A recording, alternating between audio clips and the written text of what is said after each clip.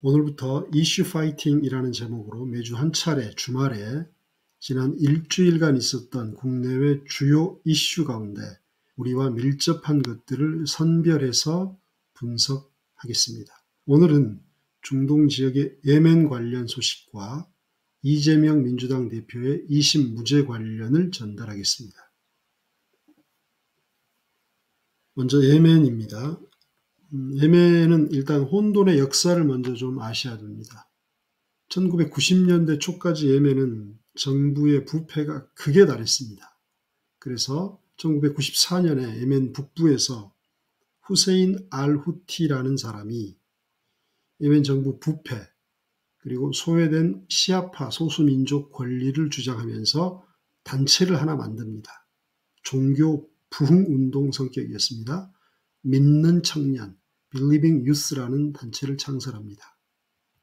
그러다가 이제 이 단체가 이란의 적극적인 원조를 받으면서 급진적으로 변모하고 그래서 예멘 정부, 그 다음에 수니파의 수장, 사우디아라비아 여기에 대항하는 무장 조직으로 발전합니다. 이 단체의 공식 명칭은 지금도 안사르 알라, 신의 지지자들이라는 뜻입니다. 근데 이제 국제사회에서는 이 단체를 그냥 후티 반군이라고 부릅니다. 이유는 창립자 후세인 알 후티에서 따온 것도 있고 조직원 대부분이 후티 가문과 관련된 인물이어서 그렇습니다. 그리고 이제 후티 반군, 서양 표현으로는 후티 레벨스라고 그러죠. 알리비의 레벨스, 반란군, 반군이란 뜻이죠. 반란이란 뜻이죠. 반군이라는 표현을 쓴 것은 예멘 정부를 대체하는 세력이 아니다라는 거죠. 즉 국제적 승인이 안 돼 있다라는 걸 강조하기 위한 겁니다. 예멘 정부나 사우디아라비아를 포함해서 아랍연합국은 후티를 정식 정부로 인정하지 않고 반란 세력으로 간주하고 있고 국제사회도 여기에 편승하고 있죠. 근데 이제 이들이 세력을 점점 키워서 2014년부터는 단순한 종교 운동단체가 아니라 예멘 정부를 상대로 내전을 벌이게 됩니다. 이란으로부터 군사적 지원을 받아서요. 탄도미사일, 드론 같은 첨단 무기를 활용합니다. 그래서 사우디아라비아, 아랍에미레이트 이런 아랍국가 연합과 대립하고 있죠. 근데 이 후티 반군이 예멘 인구 대부분이 북부에 거주하거든요. 북부를 모두 장악했고 특히 수도 사나, 그 다음에 홍해 연안 최대 항구 도시 호데이다, 여기도 후티 반군이 장악하고 있습니다. 약 70%를 장악하고 있고 자체 화폐도 발행하고 세금도 걷습니다. 사실상 독립된 정부 형태를 유지하고 있는 거죠. 그 다음에 이 후티 반군은 하마스를 지지합니다. 그래서 이스라엘로 향하는 선박을 공격하겠다고 선언하고 실제로 드론, 탄도미사일로 상선을 공격하거나 위협하고 있습니다. 참고로 하마스는 팔레스타인의 수니파 이슬람주의 및 민족주의 정당, 준군사 조직입니다. 이들은 이스라엘을 제거하고 팔레스타인의 이슬람 국가를 건설하는 게 목표죠. 마찬가지로 이란으로부터 자금, 무기, 군사훈련 등을 지원받고 있습니다. 시아파의 맹주가 이란이잖아요. 그래서 후티 반군이나 하마스는 이란의 절대적 지지를 받고 있습니다. 그럼 지난 3년간 이 후티 반군이 벌인 공격 내용을 살펴보면 지난 3년간만 통계입니다. 홍해 그리고 아덴만을 지나는 상선 45척, 군함 12척, 그리고 여기에는 이스라엘 화물선도 포함됩니다. 총 190회에 이르는 공격을 감행했습니다. 그러자 서방에서도 대응을 했죠. 그래서 미국이 군대를 보내서 후티 반군의 드론 기지 18곳, 미사일 창고 14곳, 이렇게 32차례 공습으로 후티 반군 무력화를 기도했죠. 그러다가 지지난주죠. 3월 15일 미국 군대와 영국 군대가 대규모 공습을 합니다. 후티 반군 말살을 꾀하죠. 목적은 홍해, 아덴만의 국제 해상 운송로를 보호하기 위한 전략적 조치였다라고 주장합니다. 근데 이제 문제는 정밀 타격이 힘들잖아요. 그래서 민간인 피해, 부수적 피해가 엄청나게 발생하고 있고, 그러면서 인도주의 위기 아니냐. 그래서 국제사회는 군사적 개입 외에 외교적 해결책을 모색해야 한다라는 의견도 상당합니다. 아무튼 문제는 이 후티 반군이 장악한 아덴만과 홍해의 지정학적 중요성에 있습니다. 홍해와 아덴만은 세계 물류 핵심 해상로입니다.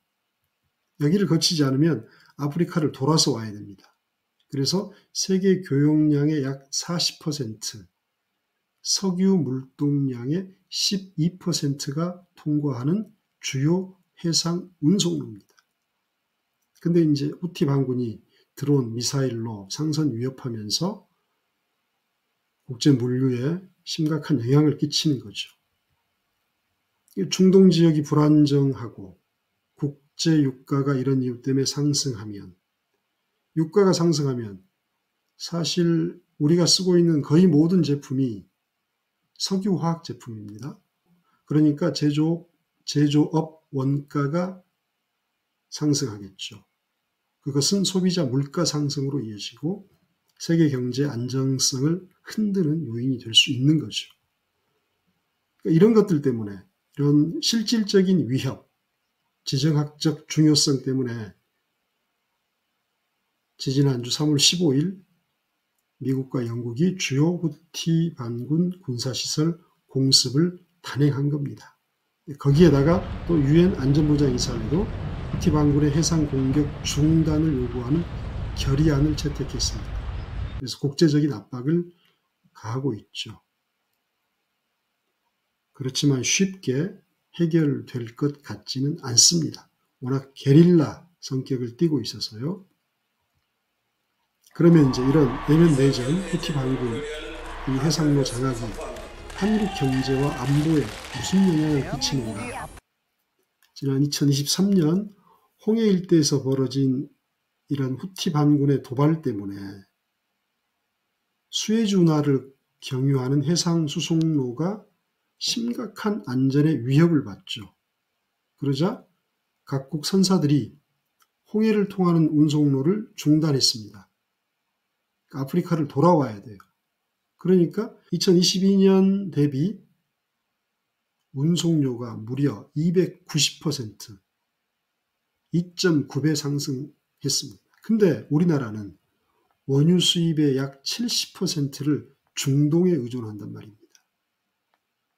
중동에서 수입되는 원유, 근데 또 유럽으로 수출하는 길, 유럽으로 우리가 수출하는 항로가 이 홍해를 통해서 대부분 이루어집니다. 따라서 국내 제조, 소비자 물가, 수출 굉장히 직접적인 영향을 끼치겠죠. 이렇게 유가가 만약에 상승이 되면 말씀드린 것처럼 거의 모든 우리가 사용하는 생필품의 원료가 석유화학 제품인데 철강, 화학 이런 것들은 말할 것도 없이 원자재 가격이 동반 상승하겠죠. 제조업체 그러면 생산 단가가 올라가고 최종 소비자 가격도 올라가겠죠. 따라서 우리나라는 뭘 해야 한다? 다각화를 해야 되겠다. 에너지 다변화를 추진해야 할 필요성이 커집니다. 신재생 에너지, 그다음에 에너지 효율 개선 정책에 집중해야 할 때입니다. 중동에서의 수입을 줄이고 원유 수입선도 다변화해야 하고 에너지 효율 개선 정책이 다급한 이유입니다. 그다음에 안보적 측면에서도 우리나라한테는 리스크가 큽니다. 왜냐하면 미군이 이 중동의 군사력을 집중하게 되면 지금 우크라이나 전투에는 일단 한 발 뺐으니까 다행이긴 합니다만 중동의 군사력을 집중하게 되면 여기 동아시아 지역에 전략적 공백이 발생합니다. 그러면 남북한 대치 국면에서 우리한테 불리하겠죠. 그 다음에 더 이제 현실적인 위험으로 다가오는 것은 이번 3월 15일 미군 영국군 공습을 했단 말입니다. 근데 이게 그렇게 큰 성공을 이루지 못해요. 그러면 조만간에 미국군 주도로 국제연합군 창설할 가능성이 있습니다. 만약에 그런 게 전개가 된다면 우리나라한테 연합군 참여 요청을 하게 되겠죠. 그러면 어떤 일이 벌어질까요? 한국군을 중동의 후티 반군 제거에 파병할 것인가 하지 않을 것인가 이 논란이 점화될 겁니다. 그러면 국론 분열 사태로 이어지겠죠. 이렇게 예멘, 후티 반군 그리고 우리나라에 끼치는 영향 간략히 설명했습니다. 다음은 이재명 대표 공직선거법 판결 개요 의미 말씀드리자면 3월 26일 서울고등법원이 더불어민주당 이재명 대표의 공직선거법 위반 혐의에 대해 완전 무죄 선고했습니다. 그래서 이재명 대표를 감싸던 사법 리스크가 해소됐고 대선 출마 자격을 유지하게 됐죠. 만약에 2심에서도 유죄가 나오고 대법원에서 확정이 됐다면 10년간 출마할 수 없게 됐을 텐데 재판부가 밝힌 무죄 판결 이유는 그대로 옮기자면 공소사실에 대한 증명이 합리적 의심 없이 이루어지지 않았다. 이렇게 강조했습니다. 이로써 이재명 대표에 대한 여러 건의 검찰 기소 사건 가운데 유일하게 1심에서 유죄 판결을 받았던 이번 사건이 항소심에서 무죄 판결을 받게 됨에 따라 이재명 대표의 대선 가도에 파란불이 켜졌다라고 말할 수 있습니다. 각 진영별로 평가를 한번 살펴볼게요. 한겨레는 칼럼에서 애초에 수사할 필요조차 없는 사건이었다는 점이 드러났다라고 검찰 기소 자체를 비판했고요. 반면에 신동 국민의힘 수석 대변인은 이재명의 전과와 다수의 재판은 여전히 국민적 신뢰를 얻기 어렵게 만든다라고 지적했습니다. 하나 더 살펴보면 대표적인 보수 논객 조갑재 전 월간조선 편집장이죠. 조갑재 씨가 자신의 유튜브 채널에서 이렇게 밝혔습니다. 재판부가 낙선한 사람에 대해 이런 확실하지 않은 애매한 걸 가지고 기소를 해가지고 상당 기간 정치를 하지 못하도록, 즉 피선거권을 출마를 하지 못하도록 묶는 게 이게 과연 정의로운 것이냐, 너무 심한 것 아니냐, 그런 생각을 할 수도 있었을 것이고, 그런 것을 생각하면 윤석열 대통령은 지난 대선 기간 거짓말을 안 했느냐, 거기에 대한 어떤 법적 제재가 들어가지 않은 상황에, 이런 상황에서 낙선한, 그것도 0.73%포인트로 아슬아슬하게 낙선한 이재명 대표에게 피선거권을 제한할 수 있는 그런 선고를 하는 것은 이것도 무리가 아닐까 하는 그런 생각도 재판부에 있었다고 본다. 이렇게 표현했습니다. 여론조사에서도 흐름 변화가 감지됩니다. 3월 26일, 27일 실시된 뉴스핌 미디어 리서치 조사를 보면 이재명 2심 무죄 판결에 대해서 동의한다가 55.9%, 동의하지 않는다가 41.1%고요. TK-PK에서도 동의 의견이 50%를 넘었습니다. 정당 지지도 역시 변화를 보여주었는데요. 이전 조사보다 격차가 벌어졌습니다. 그리고 대선 후보 선호도에서는 이재명 대표가 47.2%로 가장 높은 지지율을 보였습니다. 한국갤럽 28일 발표한 여론조사도 한번 보면요. 윤석열 대통령 탄핵 찬반 여론의 찬성이 60%, 반대가 34%고요. 이것은 이전 조사보다 좀 더 벌어졌습니다. 여기서 이제 핵심적으로 봐야 될 게 정치 성향별로 보면 보수층은 탄핵 찬성 30%, 반대 66%, 진보는 찬성 94, 반대 4%입니다. 그런데 중도층이 중요합니다. 우리가 보통 진보 세력 30%, 보수 세력 30%, 중도 40% 이렇게 우리나라 여론 지형을 봅니다. 근데 이 중도층 가운데 70%가 탄핵을 찬성했고 반대가 22%입니다. 그러니까 중도를 40%로 본다면 그중에 70%니까 28%. 그럼 아까 전체적으로 찬성이 60%였는데 훨씬 올라간다는 뜻이 되겠죠. 그 다음에 정권 교체는 53%, 정권 유지는 34%. 이것은 지난번 대비보다 교체 응답이 2% 상승했고요. 유지 응답은 무려 5%포인트 하락했습니다.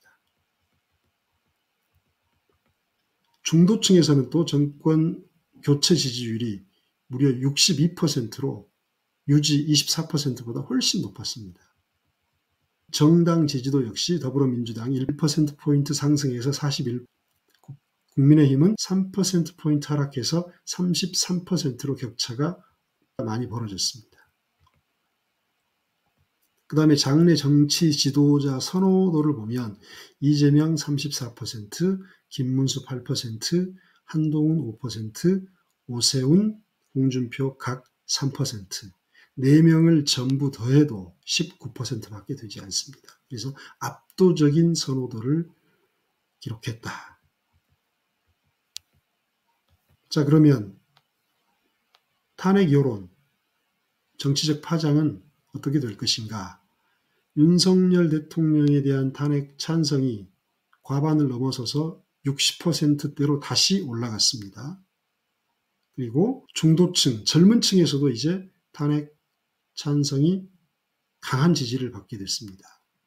이것은 국민의힘에 대한 부정적 여론 확산으로 이어지고 있죠. 그래서 민주당이 정권 교체를 할 수 있는 유리한 정치 환경이 조성되고 있다. 이렇게 볼 수 있겠습니다.